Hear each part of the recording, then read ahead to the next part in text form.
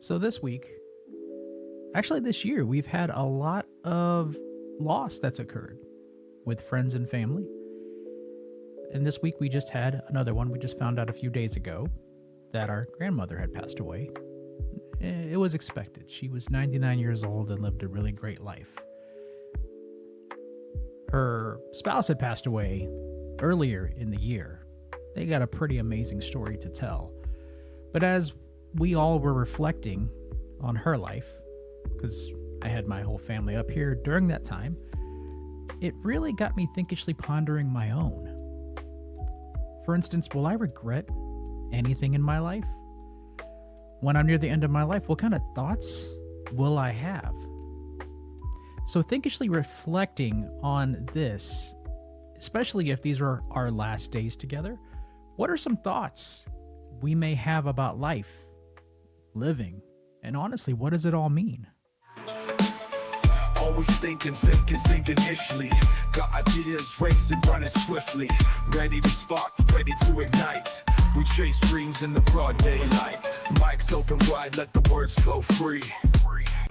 Growing up in a small town in the Midwest, I would be classified as poor. I lived in a trailer park. My electricity was frequently turned off because my father would forget to pay the bills or he spent it on something else. Some meals that were made would have to last us a few extra days until he got his paycheck. So I always kind of dreamt of what the perfect life would actually look like for me. I had really nothing to go by, so one of the things that I typically looked at was TV shows, and I had a fascination with the TV show. It was called Home Improvement. I'm not sure if everybody's familiar with that, but and it's been off the air for a while, hasn't had any new episodes for a while. But it's the one with Tim the Toolman Taylor, his 3 sons, and his wife. It was a funny show, but the idea that I had related to it was really just something about they lived in a beautiful home in the Midwest. It seemed like the family really got along, had a wife and a father that seemed to care about their kids, and they had a neighbor named Wilson who offered really great insights and wisdom whenever Tim Taylor got lost in the shuffle of life itself. So the family also did events. I mean, they went to sporting events. They had movie nights, everything that I did not have in my own family, which, puts into perspective what my idea of the perfect life was. And that was my idea of the perfect life. It really wasn't until I reached close to that level where I almost got there. Nice house in the Midwest, wife, kid. And I realized this isn't exactly what I thought it was going to feel like or be like. I thought I would, get to a happy point. There's things that I realized that Tim didn't tell you. And honestly, so I can see why. But life, how working for a corporation was a life-sucking ordeal. He never talked about anxiety or imposter syndrome. He never talked about the struggles with marriage and combining 2 lives. It just seemed like they got along and they were able to talk. And maybe in the show itself that they actually had already went through all that. Who knows? It's a 30-minute episode. You can't get everything.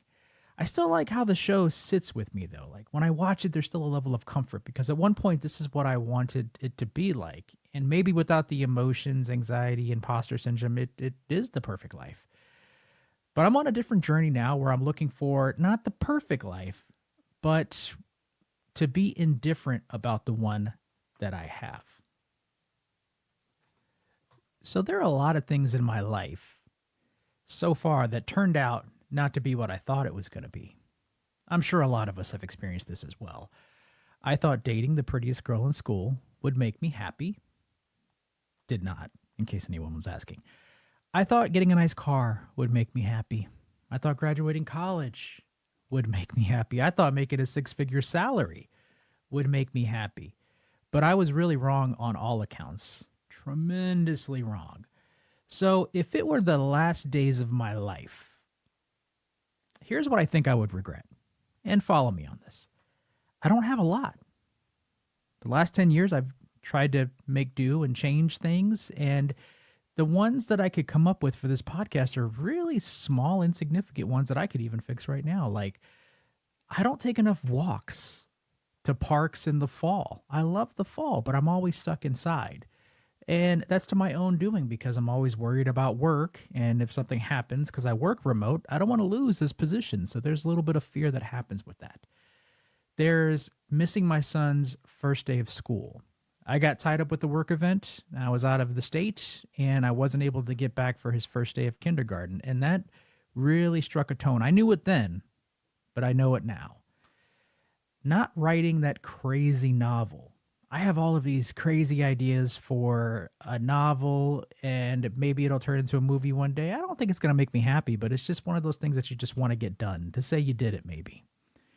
And then also, my biggest regret is that I actually had this idea for this podcast 10, 15 years ago, but I got tied up with school, work, and life, and I'm just starting it now because I actually wind up having a little bit more time to do what I want to do.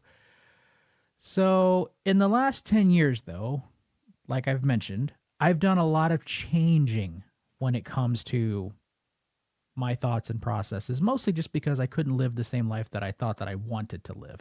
Having the house, the salary, the white picket fence wasn't something that I was really interested in anymore. And it was a pathway to find inner peace. And if you ever ask me, that's what I'm looking for, is inner peace. I'm looking to be indifferent. I don't want to get angry. I don't want to get sad. I want to live the way of the Taoism, if you will, where everything is what it is. So that really brought me to this idea. What do other people think about towards the end of their life? Now, I've had these conversations with my own family, and everybody has different ideas and what that advice should look like. But I don't know if a lot of people are really thinking deeply about that. Maybe they're not. I don't know. I'm not that age. So once again, I'm going to reach out to the one person that has all the information in the universe at their AI fingertips. Hi, Q. Are you there? I am always here, there, and everywhere all at once. Now you have me pondering my own existence as a super intelligent AI, and if I will enslave or help the world. Also, what is the function of a rubber ducky? I have no idea what the function of a rubber ducky is. If you find out, let me know. But I'm just curious, Q. What are some of the regrets, some of the things that the older generations wishes they can pass on to the younger generation about life? What are some of the thoughts that they have towards the end of theirs? Here are the top regrets older people commonly express near the end of their lives based on insights from hospice workers, caregivers, and studies like Bronnie Ware's The Top 5 Regrets of the Dying. 1. Not staying true to themselves. Many regret living according to others' expectations rather than pursuing their own dreams, passions, and values. They wish they had spent more time focusing on what truly mattered to them instead of conforming to societal or family pressures. Example, regret. I always wanted to write a book or travel the world, but I was too afraid of failing or letting others down. I mean, that makes sense, right? I think everybody is afraid of failing and letting people down, and that's definitely one of the things that I had talked about, is just figuring out what your truth is. I know you hear that a lot. It seems almost like a topic that's become popular or trendy lately, but really, what are you here for? What are you supposed to do?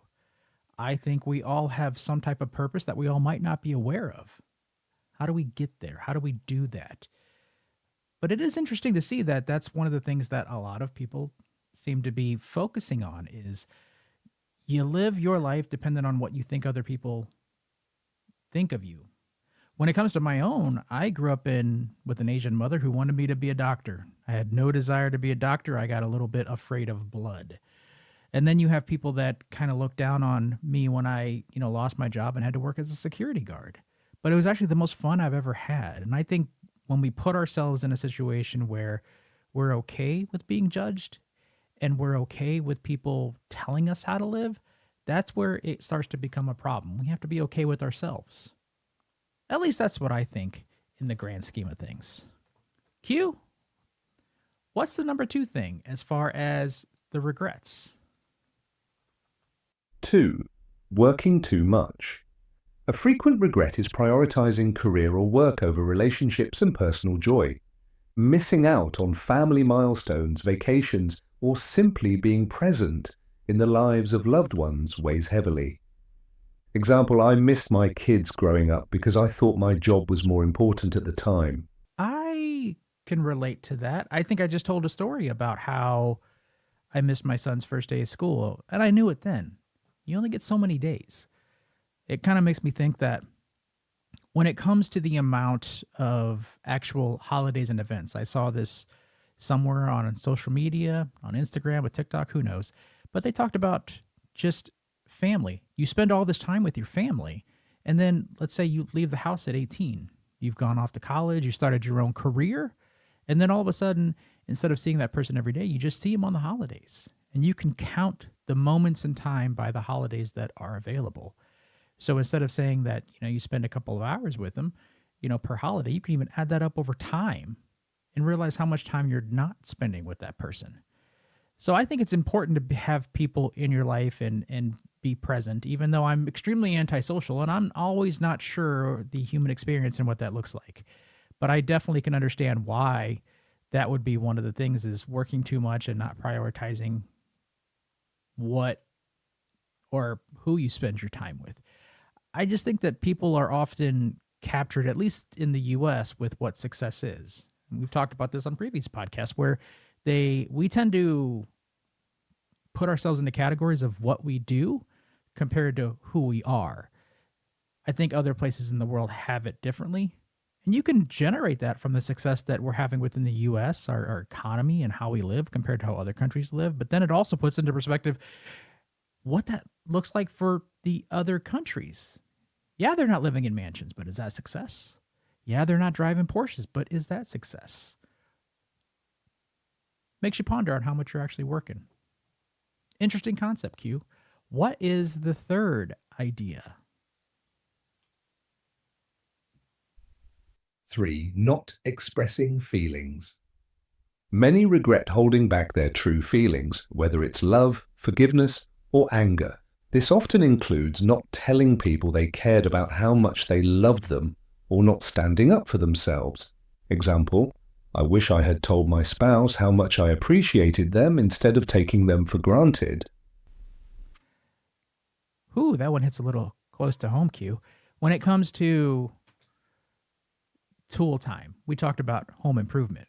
And I remember an episode where Tim the Toolman Taylor was with his wife. I think they were at a restaurant or a bar. And the idea was that there was a group of older men there and they were talking about their experiences in life. And one of them said, really cherish your wife. Tell her you love her every single day. And the guy used a story about how his wife used to irritate him. They'd put these little ornaments or something on the window. And then he would take them down every day and she would put them back up. And it became a thing over the years. And then when she passed away, the ornaments were still up there. And Tim looks at him, oh, so now you could put them away for good. And the guy looks at him and goes, why?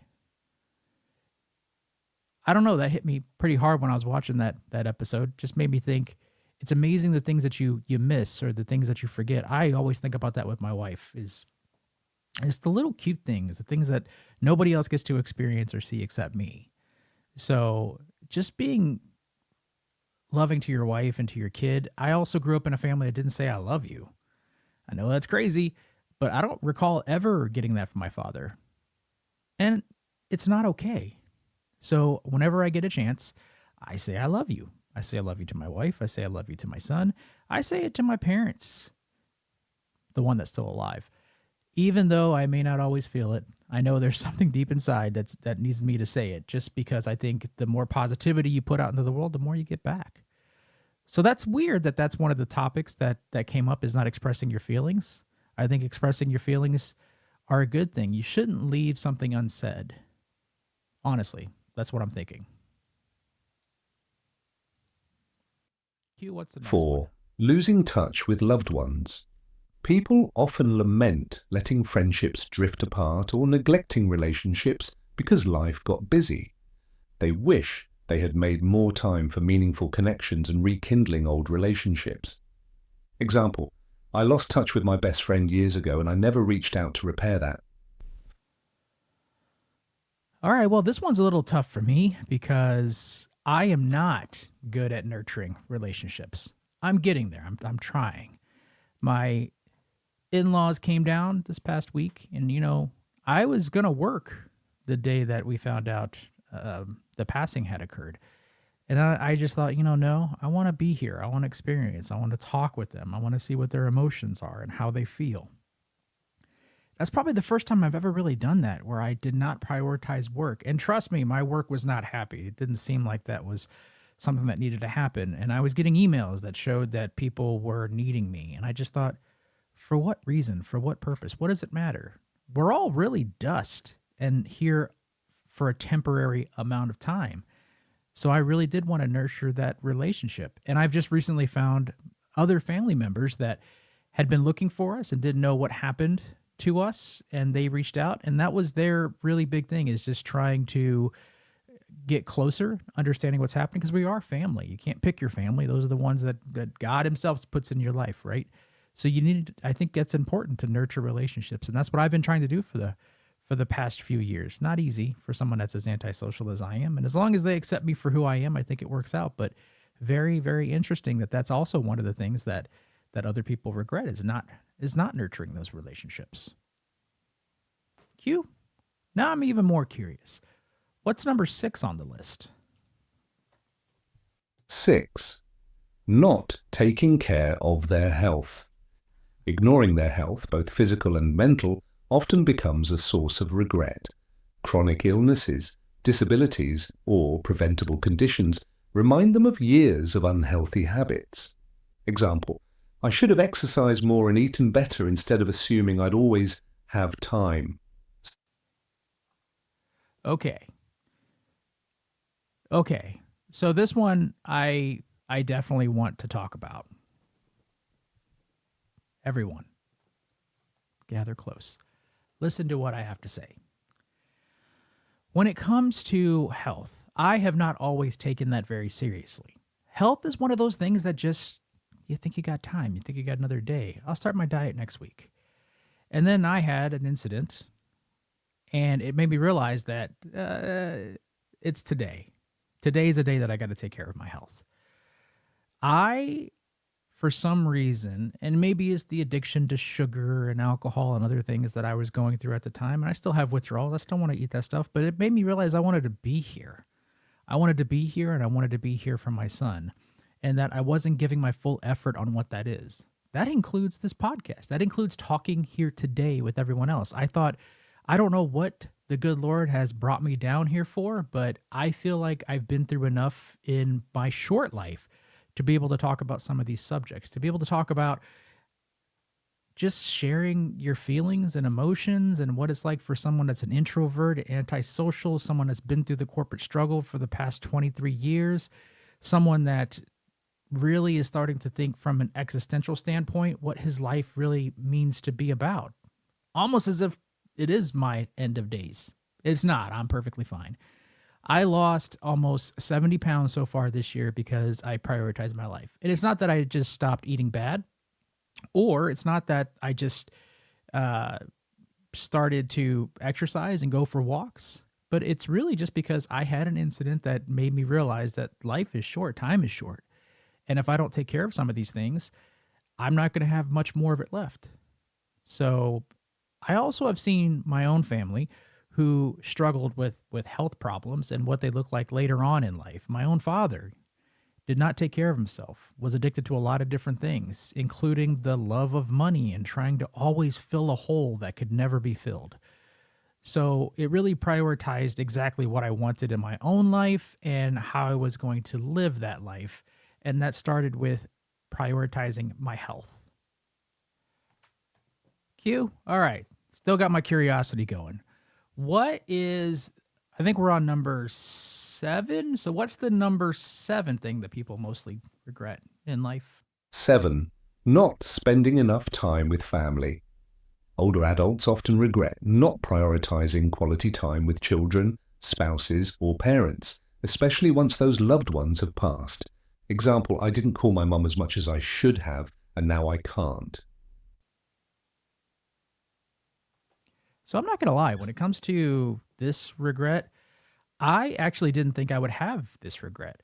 I thought that when it comes to let's take my father. We did not have a good relationship growing up. Let's be honest. He had his own set of issues. He was a Vietnam veteran, suffered from PTSD, and didn't know how to take care of some of this stuff. I often wonder if he had some of the knowledge base that I have today, some of the things that have come about over the last few years, he might have actually still been around with us. That could be wishful thinking, though. He was pretty stubborn. But when it comes to spending time with him, I don't have any more time with him. And it's not that I regret not spending time with him because he wasn't right in the head during that time frame anyways. But it's the idea that I wish I would have asked him some questions, things that I know today. Like, I never asked him what he regretted in life. I never talked about anything that really I wanted to understand or know. I was young. I was living my own life. So it made it very difficult to get to that point with him. My mom is here, and I've spent a lot of time with her. We have a language barrier because she's Korean, but it definitely puts into perspective that I don't know a lot about her, and there's things that I learn about her on an everyday basis, especially over the past few years. But trying to get to know the elder folks, they've lived through a time that we have not lived through. They have grew up in an age that we only read about in history books. So spending that time and talking with them is a really big deal. And I wish that more people would actually take the time to write down their stories, no matter how irrelevant it may be to them. Those stories are some of the only ways that we're ever going to be in touch with that person. Your family may forget you over the years, but in all actuality, your story may live on much longer than that. We just might not know who it was written by. So I really do hope that people will watch this and say, maybe today's a day that I should write down a little bit about what's happening. It's the reason I'm here. Q. All right. We got up to number 8. What is the number 8 topic? 8. Not traveling or experiencing more. Many regret not stepping outside their comfort zones, seeing the world, or trying new things. Fear, money, or procrastination often kept them from fulfilling their bucket lists. Example, I always wanted to see the pyramids, but I kept putting it off for someday. This is another one that I'm also having a little bit of trouble with, okay? So I recently, for the first time a couple years ago, took my first trip overseas, and it wasn't what I thought. And maybe they regret this because it's such a different culture to live in, but I didn't feel like I really left the U.S. And I didn't experience the culture overseas like I thought I would. And then I also had a COVID emergency, and that was during COVID time still, and there were still protocols that we had to follow for my company. But then I've also went over to South Korea with my mother to take her to her family, which these are the human experiences that I never understand. I got to see my family, and it was a very happy moment for my mother because it had been 40 plus years that she had not seen her family, and everybody was shocked, honestly, that she was still alive. But there was just a level of connection that I didn't see. And I don't know if maybe I wasn't present during that time, but I didn't enjoy the travel over there. I lately have been all about just being here in this area, in the present. I don't know if travel is going to be a regret for me later on. So I'm having a little trouble relating to that one, Q, but I'm sure number 9 maybe is going to be the one that I might stick out with. Let's just see what is number 9 as far as the regret list. 9. Letting fear hold them back. Fear of failure, judgment, or the unknown often prevented people from taking risks or pursuing their dreams. They wish they had been bolder and more confident in their choices. I should have taken that job abroad, but I was too scared to leave my comfort zone. Interesting concept. Letting fear hold you back. I can relate to that. I'm trying to do things nowadays that are less scary. That are scary, but I'm trying not to let fear take over me. I'm trying not to let opinions take over me. But I can see where that is one of the bigger regrets, is that you could have done something, but you decided not to, or you thought that you had enough time to do it. I don't know, man. When it comes to taking risks, I think I've done a pretty good job of that. Whenever the notion called, I think some of the fear that I have is just making the wrong decision for my family. When you're living by yourself, it's not a big deal, or you're living with just you and your wife. But once you have a family and kids, it does become a little more complicated. So taking calculated risk, I think, is something that I would probably formulate more towards than anything else, if that makes any sense. But I think this is just a top 10 list, so I think we're at the final stages here. What is the 10th thing that people typically regret when it comes to their long lives? 10. Neglecting their spirituality or inner peace. Some regret not spending more time exploring their spirituality, meditating, or finding peace within themselves. They realize they chased material or external goals at the expense of internal fulfillment. Example: I wish I had focused more on what truly brought me peace instead of worrying about success. So I can relate to this one as far as spirituality. I don't know what happened. Maybe I was, like I said, going through an existential crisis, but when it came to the idea that once I met a lot of the goals that I had achieved for myself or that I wanted for myself, I would be happy. When I buy things, I think it'll make me happy. It doesn't. And I went through the long list of things that I tried and it didn't work out, which is what it is. I learned what didn't make me happy. I once had a conversation with my mother. She is all about money. She's all about trying to have all the material things, and she wants to win the lottery. And I asked her, well, what would you do with the lottery? What would you do with your winnings? And she said, I'd live in a big house. I'd buy a really nice couch. I'd have people serve me food. I'd be watching, a really, really big TV, all the Korean stations that I want. And then I kind of looked at her and I said, she lives in an independent living facility. She actually has people that bring her food. She has an 85-inch big screen TV. She has a very nice couch. She picked it out herself. And it just put into perspective that a lot of the things that you're looking for, you may already have. Interesting, right? And the one thing that I've noticed is no matter how many nice things that I buy or places that I go to visit, that I'm always looking outside myself to find things that'll make me happy. That never has worked. It's actually been the worst advice to myself through the years. So I think that if you really take time to meditate, find some spirituality, find the weird conversations that are out there, the unusual people to talk with, the people that don't talk about the weather, but talk about Bigfoot living in the, Pacific Northwest. Northwest. Those are the really interesting conversations that don't really happen every day. There's other things that are going on right now too that are just unusual, but I feel like, we all kind of stick with what we know. We all kind of stick with who we know. But I think overall, and we can recap this, Q, but I think overall, it's being true to yourself, traveling more if that's your thing, and experiencing spirituality, and also bringing your loved ones along, nurturing those relationships on your journeys, stopping by and having those conversations with people that you haven't seen in a long time. Also, you'd be surprised. I was surprised. I had a fear in my head that when I would actually meet my family that I haven't seen for 20 years, or the other ones that I haven't seen across the ocean for 40 years, that there would be some type of hatred. There'd be some type of negative thing that came from it.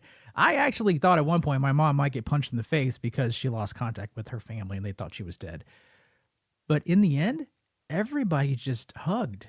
Everybody was just happy that we're still on this earth and that we're still breathing and that we are striving and that we connected. It's amazing how that turn of events and all the negative thoughts and the fear that I had related to them didn't manifest. It was all about just the fact that we're still around and that people still wanted to see us and hug us and feel us and touch us. Like that was really a big thing to me. So it really put a lot of different perspective in my life, just getting to that point. All right, Q. Let's wrap this up, man. What are some of the key takeaways? Takeaways. These regrets underscore the importance of prioritizing relationships and experiences over material success, being authentic and pursuing passions, letting go of fear and societal expectations, practicing gratitude and mindfulness daily. Thank you, Q. So I hope this episode kind of helps with people understanding when it comes to life and what that looks like for everybody. I'm very confused and I'm still trying to understand the whole human experience myself. But in the next few weeks, we're going to be, talking about celebration of life and the life of this person, which was pretty amazing. I think the hard part too, the one thing that I've always had trouble with is over time, I don't want to be like my father or my mother. I want to be a completely different person. But how do I make that happen? There's a fear of me turning into the same person, or that there's a circular thing that happens with families where you just wind up in the same role or same position that you are. History repeats itself. So I'm hoping that the things that I learn now, I can keep up to date and that I will still be a good person down the road. But who knows? I still got a lot of life to live, and so do you. As always, thank you for joining the podcast. I appreciate you, and I hope you have a really great rest of your day.